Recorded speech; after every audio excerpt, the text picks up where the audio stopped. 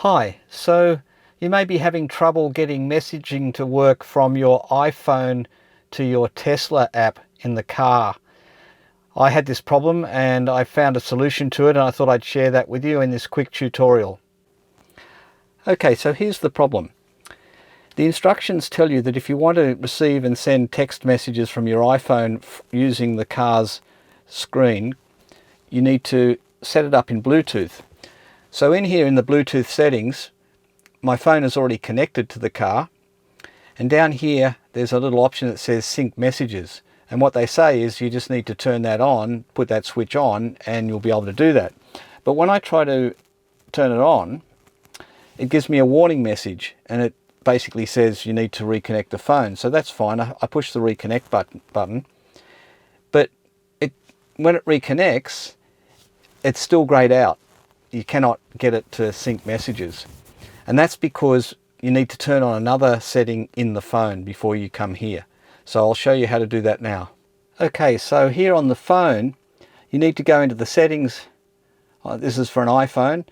Go into the settings and then go Bluetooth. It's already turned on, and then you need to scroll down in the Bluetooth devices to find your car. So there's the Tesla Model 3. And there's a little I for information button there on the right. You need to push that button, and then in here you'll see at the very top there's a show notifications switch, which needs to be on. So when you set that to on and then back out, that'll save the setting, and now you can actually set that option up on the car. One thing I should say though, when I first tried to do this, I went to the wrong place, and I'll just show you where I went in case you're having the trouble I was having. Instead of going to Bluetooth, I was going down to the actual app on the phone, the Tesla app, and down under the Tesla app,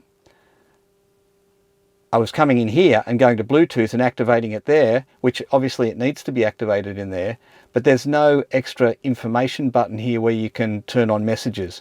So if you're seeing that, you're in the wrong part of section of the settings. So I've done that, and so now we should be able to sync the messages with the phone. So let's give it a go. I'll turn the switch on again. It gives me that warning message, so it wants to reconnect. So it goes to reconnect. And bingo, now it's reconnected. You see the switch is on.